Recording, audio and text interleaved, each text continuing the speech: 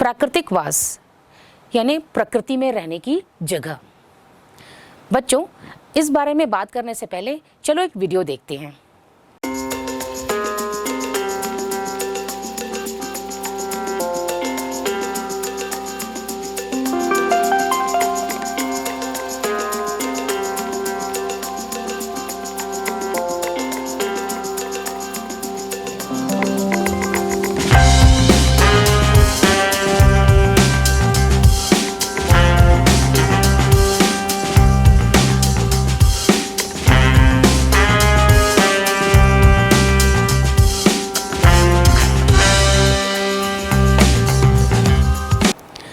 इस वीडियो में दिखाए गए क्या सभी जानवरों को आप पहचानते हैं? नहीं, इनमें से कुछ को आप पहचानते हैं और कुछ को नहीं। ये जो आपको दिखाई दे रही है, ये एक मछली है जिस मछली का नाम है गैंगेटिक डॉल्फिन्स। गैंगेटिक डॉल्फिन्स मछली गंगा नदी में पाई जाती है। यह गंगा नदी में इसलिए पाई जाती है क्योंकि वह वहाँ के पानी में रहने के लिए अनुकूलित है। अरे ये बंदर, ये तो पूंछ वाला बंदर है। क्या इसे आपने कभी देखा है? ये पूंछ वाला बंदर, इसका नाम है लॉयन टेल्ड मकाऊ। ये लॉयन टेल्ड मकाऊ जो है वो भारत के जंगल और उष्णकटिबंधीय क्षेत्रों में पाए जाते हैं। कर्नाटक, केरल, तमिलनाडु और पश्चिमी घाटों में ये पाए जाते हैं। ये तीसरा एनिमल या जानवर काश्मीरी स्टैज, जिसे हम कश्मीर हिरण भी कहते हैं, यह जम्मू कश्मीर के पहाड़ों में या हिमाचल प्रदेश के क्षेत्रों में पाई जाती है क्योंकि वहाँ बहुत अधिक ठंड होती है और ये जो हिरण है वहाँ के वातावरण में रहने के लिए अनुकूलित है।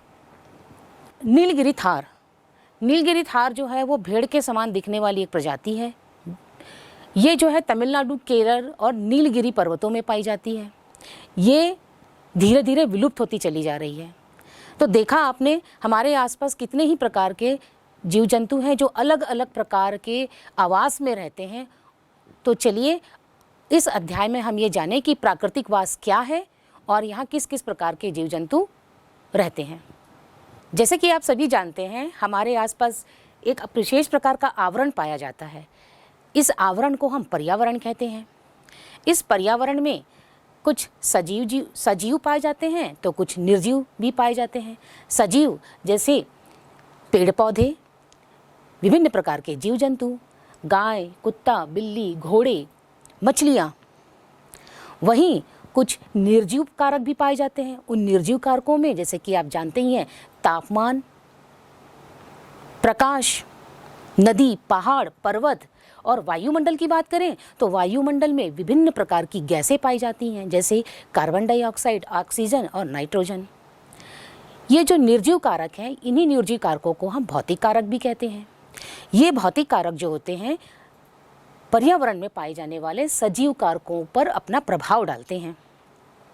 यानी कहीं ना कहीं ये जो भौतिक कारक हैं, इन भौतिक कारकों का प्रभाव पर्यावरण के सजीव कारकों यानी उनके जीवन पर दिखाई देता है। बच्चों, हमारे आसपास इस पर्यावरण में सजीवों में मनुष्य एक बुद्धिजीवी प्राणी है। मनुष्य जो है वो पहले इतना विकसित नहीं था। प्राचीन समय में, आज से करोड़ों साल पहले आदि मानव हुआ करते थे और ये जो आदि मानव थे वो गुफाओं में रहते थे। गुफाओं में रहने के साथ साथ ये कच्चे मांस और कंदमूल खाते थे और लकड़ियों को या पत्थरों को औजार के रूप में उपयोग में लाते थे। धीरे धीरे इनमें विकास होता चला गया और यह विकास होने के कारण उनके रहने और उनके खाने की आदतों में भी यह बदलाव दिखाई देने लगा। ये आदि मानव उनके आसपास पाए जाने वाले भौतिक संसाधनों का उपयोग करके अपने रहने की जगह बनाने लगे। यानी वो गुफाओं से बाहर अब रहने के लिए अपने घरों का निर्माण करने लगे। मिट्टी, लकड़ी, पेड़ पौधों की पत्तियाँ, इनका उपयोग करके वे घर का निर्माण करने लगे। इन घरों को हम कच्चा घर कहते हैं। आज भी गाँवों में आपको कुछ इस तरह के कच्चे घर देखने को मिलते हैं जो कि लकड़ी और मिट्टी और खपरेल के बने हुए होते हैं। खपरेल जो कि मिट्टी का ही बना हुआ होता है जिसे आग में पकाया जाता है। इसे भी हम कच्चा हाउस कहते हैं, यानी कच्चा मकान कहते हैं, और ये कच्चा मकान आज भी हमको गाँवों में देखने को मिलता है। धीरे धीरे मनुष्य ने सीमेंट, लोहे की छड़, गिट्टी, ईंट इत्यादि का उपयोग करके पक्के मकान बनाना शुरू कर दिए। पक्के मकान जिसमें कि पहले सिंगल स्टोरी मकान दिखाई देते थे, फिर धीरे से डबल मंजिला यानी डबल स्टोरी मकान बनने लगे, और फिर बड़े बड़े घर यानी बंगलों का निर्माण होने लगा। अब तो आपको शहरों में गगन को चूंबते हुए गगनचुंबी इमारत दिखाई देते हैं। देखिए आपको कितना बड़ा ये विशाल इमारत दिखाई दे रहा है, जिसमें कितने सारे मनुष्य एक साथ अपने परिवार के साथ रहते हैं।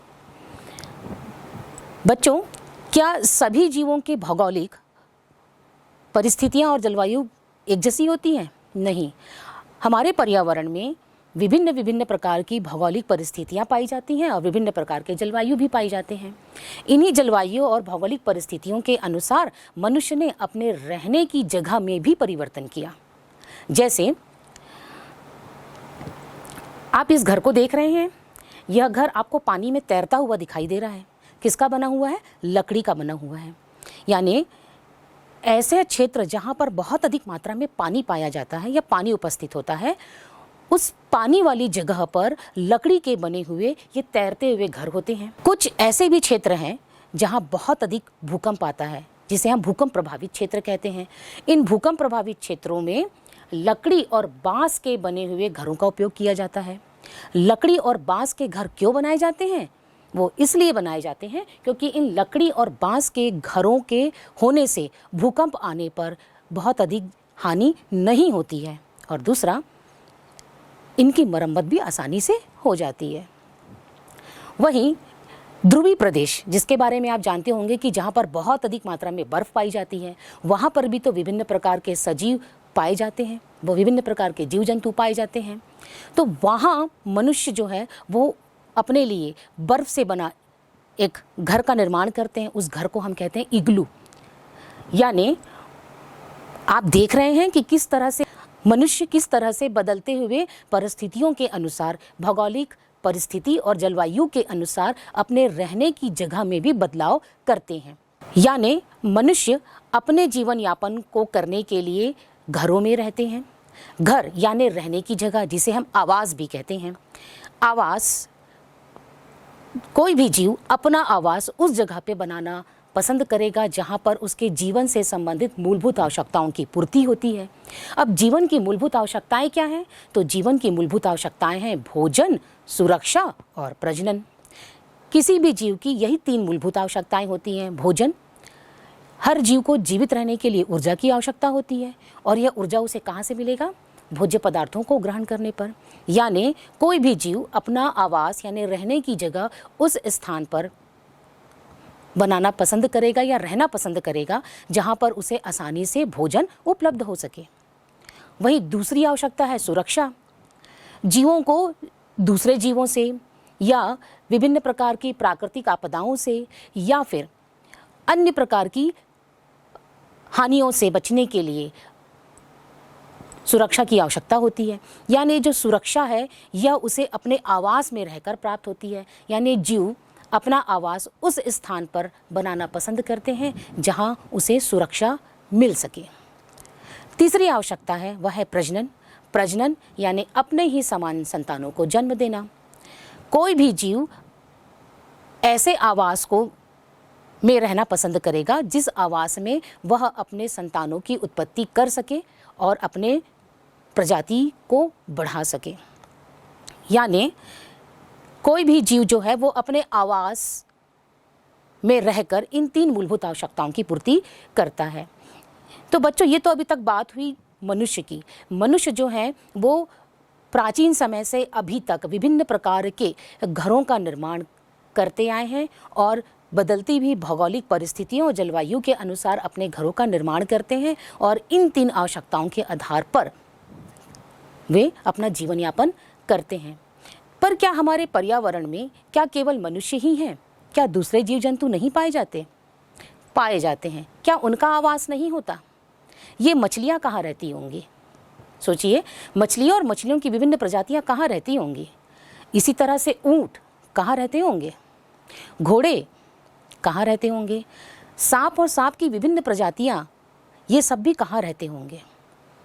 ये भी कहीं ना कहीं हमारी प्रकृति में ही वास करते हैं। तो चलिए आइए देखते हैं कि ये जो जीव हैं ये कहाँ रहते हैं, इनका आवास क्या है। बच्चों, जैसे कि हमने अभी बात की कि हमारे पर्यावरण में सजीव और निर्जीव दोनों ही कारक उपस्थित हैं। सजीवों में विभिन्न प्रकार के जीव जंतु पाए जाते हैं। अब ये भी जीव जंतु हम मनुष्यों के ही तरह कहीं ना कहीं रहते हैं, यानी इनका भी अपना एक रहने की जगह यानी आवास होता है। ये जो आवास है इसका अर्थ क्या है। आवास, पहले मैं इसकी एक परिभाषा बता देती हूँ आपको। जीव जंतु जिस वातावरण में रहकर अपनी प्रजाति की वृद्धि करते हैं वही उनका आवास कहलाता है। इस आवास में ये जीव रहते हैं, भोजन प्राप्त करते हैं और अपनी संतान उत्पत्ति के लिए अनुकूल परिस्थितियां प्राप्त करते हैं। जैसे कि अभी मैंने थोड़ी देर पहले आपको बताया कि कोई भी जो जीव होते हैं वो ऐसे आवास में रहना पसंद करते हैं जहां उनके जीवन यापन के लिए आवश्यक 3 मूलभूत आवश्यकताओं की पूर्ति होती है: भोजन, सुरक्षा और प्रजनन। यानी कोई भी जीव ऐसे वातावरण में रहना पसंद करते हैं जहां उन्हें आसानी से भोजन उपलब्ध हो सके ताकि उनका जीवन आसानी से चल सके। दूसरा, वो किसी भी प्रकार की विपदा या हानि से बच सके, यानी उनकी सुरक्षा हो सके। और तीसरा, वो अपने ही समान संतानों को जन्म दें और अपनी प्रजाति को बनाए रखने में अपना महत्वपूर्ण योगदान दें। किसी भी जीव का प्राकृतिक वास वह स्थान है जहां उसके जीवन काल की सभी आवश्यकताओं की पूर्ति होती है। और ये मूलभूत आवश्यकताएं क्या हैं? भोजन, सुरक्षा और प्रजनन। चलिए, अभी तक तो हमने बात की आवास की। ये आवास कितने प्रकार के हैं इसके बारे में देखते हैं। आवास को मुख्य रूप से 2 भागों में बांटा गया है। एक है स्थली और दूसरा है जली। स्थली, जिसे हम टेरेस्ट्रियल हैबिटेट भी कहते हैं। टेरेस्ट्रियल हैबिटेट यानी वह स्थान जहाँ पर जीव, सभी स्थलीय जीव अपना जीवन यापन करते हैं। स्थल मतलब जमीन पर, यानी वह आवास जिसमें स्थलीय जीव अपना जीवन यापन करते हैं उसे हम स्थली या टेरेस्ट्रियल हैबिटेट कहते हैं। इन टेरेस्ट्रियल हैबिटेट को पुनः भौगोलिक परिस्थितियों और जलवायु के आधार पर 4 भागों में बांटा गया है। पहला है ध्रुवीय आवास यानी पोलर हैबिटेट। बच्चों, पोलर हैबिटेट या ध्रुवीय क्षेत्र वह क्षेत्र है जहाँ पर बहुत अधिक मात्रा में बर्फ़ पाई जाती है, जहाँ हमेशा बर्फ़ होती है। बहुत अधिक मात्रा में बर्फ़ होने के कारण वहाँ के जीवों की त्वचा पर बाल पाए जाते हैं और बाल के साथ साथ उनकी त्वचा के नीचे वसा की एक परत भी पाई जाती है जिसके कारण उन्हें कम से कम ठंडी लग सके। इन जगहों पर रहने वाले जो जीव हैं इनसे आप भली भांति परिचित हैं। जैसे कि आपने सफ़ेद भालू देखा ही होगा। सफ़ेद भालू जिसे हम पोलर बियर भी कहते हैं। वहीं डेल शिप, वॉलरस, रेनडियर, शील, वॉल्वोरिन, आर्टिक लोमड़ी और आर्टिक भेड़िया, ये सब प्रजातियां जो हैं वो आपको ध्रुवीय क्षेत्रों में देखने को मिलेंगी और इनका आवास कैसा है? Polar habitat. दूसरा प्रकार जो है वो है जंगलों में रहने वाले जीवों का। जंगल भी कहाँ पर हैं? स्थल में पाए जाते हैं। जंगलों में आपने देखा है विभिन्न प्रकार के जीव जंतु पाए जाते हैं। शेर, चीता, लोमड़ी, फिर हिरण, राइनोसोर, बारहसिंगा, विभिन्न प्रकार के ये जीव जंतु जो हैं जो जंगलों में अपना जीवन यापन करते हैं और अपनी 3 मूलभूत आवश्यकताओं की पूर्ति करते हैं, उसे हम फॉरेस्ट हैबिटेट कहेंगे। स्थलीय आवास यानी टेरेस्ट्रियल हैबिटेट का तीसरा प्रकार है मरुस्थलीय आवास यानी डेजर्ट हैबिटेट। मरुस्थल, जैसे कि आप नाम से ही जानते हैं, मरुस्थलीय जगह जहाँ पर बहुत अधिक मात्रा में रेत पाई जाती है और मरुस्थल में दिन के समय में अत्यधिक गर्म होता है और शाम के समय में वह थोड़ा ठंडा होता है। मरुस्थलीय आवास में रहने वाले जो जीव हैं वो हैं ऊँट, जिससे आप भली भांति परिचित हैं, और ऊँट को रेगिस्तान का जहाज भी कहा जाता है। कैटल, सांप और चूहे। साथ ही साथ जो मरुस्थलीय पौधे हैं वह भी वहाँ परिवर्तित हो जाते हैं, यानी उनमें थोड़ा सा रूपांतरण आ जाता है। पौधे जो होते हैं वो कांटेदार हो जाते हैं और पत्तियां मांसल हो जाती हैं।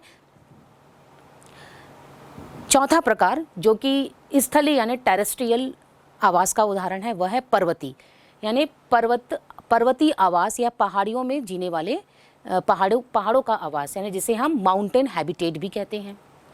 इसके अंतर्गत याक, भालू, पहाड़ी बकरियां, उड़ने वाली लोमड़ी आदि सभी आते हैं। आवास का दूसरा प्रकार है जलीय आवास। जल यानी जल में रहने वाले जीव। जल मतलब एक्वेटिक हैबिटेट। आप सभी जानते हैं मछलियां और मछलियों की विभिन्न प्रजातियां जो होती हैं वो पानी में पाई जाती हैं। जलीय आवास को पानी के स्रोतों के आधार पर मुख्य रूप से 3 भागों में बांटा गया है। पहला है समुद्री, जिसे ओशन टेरेस्ट्रियल कहते हैं। दूसरा है ताजे पानी का स्रोत और तीसरा है कोस्टल यानी तटवर्ती क्षेत्र। तो पहले देखते हैं हम समुद्री आवास क्या है। समुद्र का पानी खारा होता है और इस खारे पानी में बहुत सारे जीव जो हैं वो आवासरत होते हैं यानी वहाँ पर रहते हैं।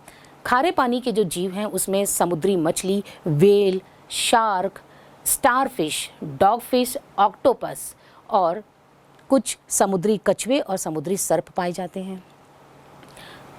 दूसरा प्रकार जो है वो जलीय आवास का वो है ताजे पानी के स्रोत।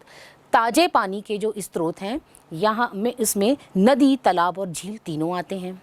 नदी, तालाब और झीलों में आप सभी जानते हैं मछलियाँ और मछलियों की विभिन्न प्रजातियाँ पाई जाती हैं। साथ ही केकड़े, ड्रैगन फ्लाई, मगरमच्छ, मेढक, टैडपोल और कैटलफिश पाई जाती है। तीसरा प्रकार तटवर्ती आवास यानी जिसे हम कोस्टल हैबिटेट भी कहते हैं। यह वह क्षेत्र होता है जहाँ पर समुद्र का खारा पानी और ताजे पानी के स्रोत आपस में मिलते हैं। इस जगह को हम तटवर्ती क्षेत्र कहते हैं। इस जगह पर भी कुछ विशेष प्रकार के जीव जो हैं वो रहते हैं। यहाँ पर मैनग्रोव प्रजाति की वनस्पतियाँ पाई जाती हैं। अब कुछ इन दोनों आवास के अलावा कुछ विशेष प्रकार के आवास भी पाए जाते हैं, जैसे बिल बनाकर रहने वाले जीव। तो हम सभी जानते हैं सांप, चूहा, खरगोश जो है वो बिल में रहता है, जबकि हमें लगता है कि खरगोश जो है यूं ही गार्डन में यूं ही दौड़ता रहता है। दीमक, चींटी ये सभी कहाँ रहते हैं? बिल बनाकर रहते हैं। घोंसला, आपने चिड़ियों को पेड़ों में घोंसला बनाकर रहते हुए देखा होगा। चिड़िया जो होती है वो अलग अलग बहुत सुंदर सुंदर प्रकार की घोंसले बनाकर अपना जीवन यापन करती है, जैसे कि बया, बुलबुल, कबूतर, कर्णफोड़वा और अन्य प्रकार की चिड़िया। इसमें जो बया पक्षी है जिसे हम वीवर पक्षी भी कहते हैं, यह वीवर पक्षी जो होते हैं वो इंजीनियर पक्षी कहलाते हैं, क्योंकि ये अपने घोंसलों को बहुत सुंदर तरीके से बनाते हैं। जैसे कि आपको ये दिखाई दे रहा है, ये इस एकदम सुंदर डिज़ाइन करके बनाते हैं। वहीं इंडियन रॉबिन एक पक्षी है जिसे हम दर्जी पक्षी कहते हैं, जो अपने घोंसले का निर्माण मुंह से सिलकर करता है और अपने घोंसलों का जो निर्माण है वो पत्थरों के बीच में करता है। ये घोंसले इतने डिज़ाइनदार बनाते हैं, इसमें नर जो पक्षी होता है वो डिज़ाइनदार घोंसलों का निर्माण करते हैं और मादा पक्षी जो है वो उस डिज़ाइन को पसंद करती है और पसंद करके मनपसंद घोंसले में जाकर अपने अंडे देती है। तो देखा आपने बच्चों कि हमारे आसपास विभिन्न प्रकार के ये जीव जंतु और पेड़ पौधे पाए जा रहे हैं, और ये जीव जंतु जो होते हैं वो अलग अलग प्रकार के आवास में रहते हैं। आवास रहने की जगह यानी वह जगह जहाँ जीव जंतु अपना जीवन यापन करते हैं, जीवन से संबंधित आवश्यकताएं, भोजन, सुरक्षा और संतान उत्पत्ति करते हैं।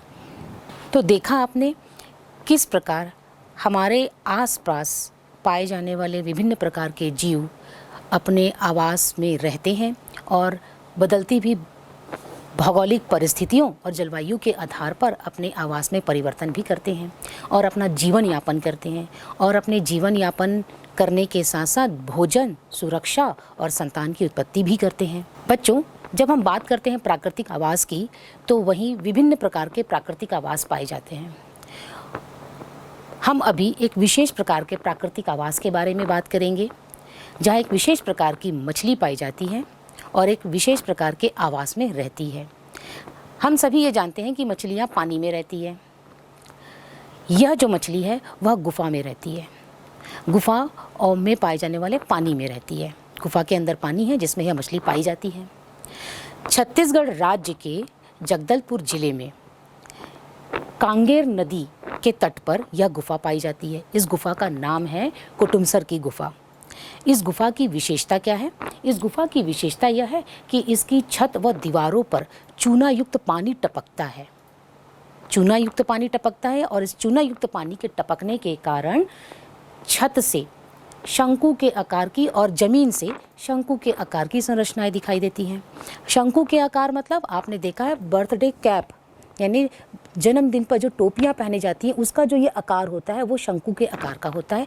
इस शंकु के आकार की संरचना का निर्माण चूने युक्त पानी के टपकने के कारण इस कुटुमसर की गुफा में दिखाई देता है। छत पर से बनी हुई है शंकु के आकार की संरचना को हम स्टेलेक्टाइट कहते हैं और वहीं जमीन पर बनी इस शंकु के समान संरचना को स्टेलेगमाइट कहते हैं।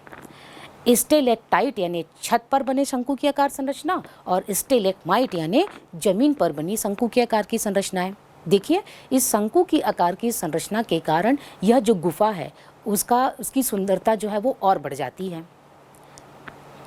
यह जो गुफा है वह जमीन से 25 मीटर नीचे और 1 किलोमीटर अधिक लंबाई पर फैली हुई है। यानी जो ज़मीन है उस ज़मीन से यह जो गुफा है वो 25 मीटर नीचे है और 1 किलोमीटर से अधिक लंबाई पर फैली हुई है। इस गुफा में इतना ज़्यादा अंधेरा है कि बिना टॉर्च के या बिना किसी प्रकाश की सहायता से आप वहाँ पर एक कदम भी चल नहीं सकते, यानी वहाँ पर एक कदम भी चल पाना मुश्किल है। इस गुफा में ऑक्सीजन की जो मात्रा है वो बाहर की ऑक्सीजन की तुलना में कम है। यानी यहाँ पर गुफा के अंदर जो ऑक्सीजन की मात्रा है वो कम है बाहर की तुलना में। इतनी विपरीत परिस्थितियों के बावजूद भी यहाँ पर विभिन्न प्रकार के जीवधारी पाए जाते हैं, यानी वो यहाँ पर रहते हैं। यहाँ पर इन जीवधारियों का आवास है। अब वो कौन कौन से जीवधारी हैं? तो मिलीपीड्स, बैक्टीरिया, चमगादड़ और कुछ कीड़े मकोड़े। गुफा का जो तापमान है वह साल भर 25 डिग्री सेल्सियस से 32 डिग्री सेल्सियस के बीच रहता है। वहीं इस गुफा के अंदर बहने वाले पानी का जो तापमान है वो 22 डिग्री से 30 डिग्री सेल्सियस के बीच रहता है।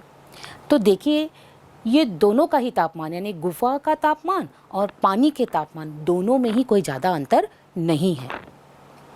बरसात के दिनों में इस गुफा में बाढ़ आ जाती है क्योंकि यह जो गुफा है वो कांगेर नदी के तट पर स्थित है। यानी बरसात में पानी जो है वो बाढ़ के रूप में इस गुफा में प्रवेश कर जाता है और बाढ़ के समय जब गुफा में यह पानी प्रवेश करता है तो अपने साथ कुछ अन्य छोटे छोटे पौधे और जीव जंतुओं को भी वो अपने साथ प्रवेश करा देता है और इन्हीं सूक्ष्म जीवों और पौधों को ये कानी मछलियाँ कुछ समय के लिए खाती हैं और भोजन के रूप में ग्रहण करती हैं, पोषण प्राप्त करती हैं। ये जो इस गुफा में एक विशेष प्रकार की छोटी मछली पाई जाती है। इस मछली की जो लंबाई है वो 2 से 4 सेंटीमीटर होती हैं। इस मछली की आंखें होती हैं और यह आंखें बहुत छोटी होती हैं, पर यह मछली अंधी होती हैं क्योंकि यह अंधेरे में देख नहीं पाती, इसलिए ये मछलियाँ अंधी मछलियाँ कहलाती हैं और स्थानीय लोग इसे कानी मछली के नाम से बुलाते हैं। इस मछली की कुछ अन्य प्रजातियां जो होती हैं वो पहाड़ी नदियों में भी पाई जाती हैं, पर इस कुटुमसर की गुफा में पाए जाने वाली जो कानी मछली है इसमें विशेषताएं पाई जाती हैं जो उसे अन्य मछलियों से अलग करती हैं। वो विशेषता ये है कि यह जो कानी मछली है वह मृत जीवों और पौधों को खाकर अपना पोषण प्राप्त करती हैं। तो ऐसे जीव जो मृत जीवों से अपना भोजन प्राप्त करते हैं उसे हम अपमार्जक कहते हैं।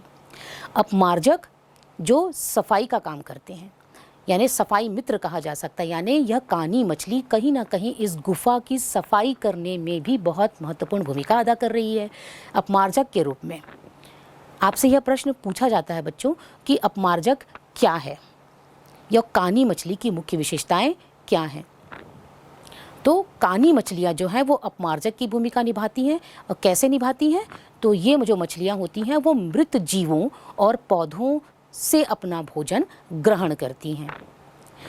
बाढ़ के साथ जो अन्य प्रकार के जीव जंतु और पेड़ पौधे गुफा में प्रवेश कर जाते हैं इनको भी कानी मछली खाती है, लेकिन इनको वो कुछ समय तक ही खाती है और साल भर वह किसको खाती है, तो गुफा के अंदर पाए जाने वाले मृत पेड़ पौधे और जीवों को। ये जो कानी मछली है वह मिट्टी के नीचे रहती है, पानी में सांस लेती है और बीच बीच में पानी की सतह में ऊपर आकर हवा भर लेती है अपने मुंह में। इस मछली का संपूर्ण जीवन इसी गुफा में व्यतीत होता है। यानी इस कानी मछली का प्राकृतिक आवास यह कुटुमसर की गुफा है। और इस कुटुमसर की गुफा की में क्या क्या विशेषताएं हैं इस बारे में तो हमने देख ही लिया। यानी कि कुटुमसर की गुफा में पाई जाने वाली जो मछली है वह अन्य मछलियों से अलग है। पहले तो इस मछलियों में आँखें हैं परंतु ये देख नहीं सकती, क्योंकि कुटुमसर की गुफा में इतना अधिक अंधेरा है कि ये मछलियाँ देख पाने में सक्षम नहीं है। दूसरा, ये अपमार्जक की भूमिका निभाती हैं, यानी मृत जीवों से अपना भोजन या पोषण प्राप्त करती हैं। और इनका आकार कैसा होता है? इनका आकार बहुत छोटा होता है, 2 से 4 सेंटीमीटर, यानी बहुत छोटी मछली होती है। तो बच्चों, इस कुटुमसर की गुफा में उत्पादक कौन हुआ फिर? यानी उत्पादक, हम तो अभी तक ये जानते हैं कि उत्पादक हमेशा कौन होते हैं? पेड़ पौधे होते हैं, है ना। लेकिन इस कुटुमसर की गुफा में क्या उत्पादक पेड़ पौधे हैं? नहीं, इस कुटुमसर की गुफा में उत्पादक है मृत जीव। यानी इन मृत जीवों को कौन खा रहा है? कानी मछली खा रही है और अपना जीवन यापन कर रही है। तो बच्चों, आपसे प्रश्न पूछा जाता है कि कानी मछली की विशेषताएं क्या हैं? कानी मछलियां जो है वो अन्य मछलियों से किस प्रकार विभिन्न हैं? और आपसे एक प्रश्न और पूछा जाता है कि कुटुमसर की गुफा की खाद्य श्रृंखला का निर्माण कीजिए, जिसके बारे में हम विस्तृत रूप से आगे चर्चा करेंगे। तो देखा बच्चों आपने कि किस प्रकार कुटुमसर की गुफा में जैविक कारक, जिसमें कानी मछली और अन्य जीव जंतु और पेड़ पौधे शामिल थे, और वहीं इसी कुटुमसर की गुफा में अजैविक यानी भौतिक कारक भी शामिल हैं, जैसे ताप, दाब, तापमान, पानी, मिट्टी और चूना युक्त दीवारें। ये सभी भौतिक कारक जो थे वो जैविक कारक यानी कानी मछली को कहीं ना कहीं प्रभावित कर रहे थे। यानी हम ये कह सकते हैं कि किसी भी प्राकृतिक वास में जो भौतिक कारक होते हैं वो भौतिक कारक जैविक कारक को क्या करते हैं? प्रभावित करते हैं। यानी भौतिक कारक का प्रभाव कहीं ना कहीं जैविक कारक पर पड़ता है।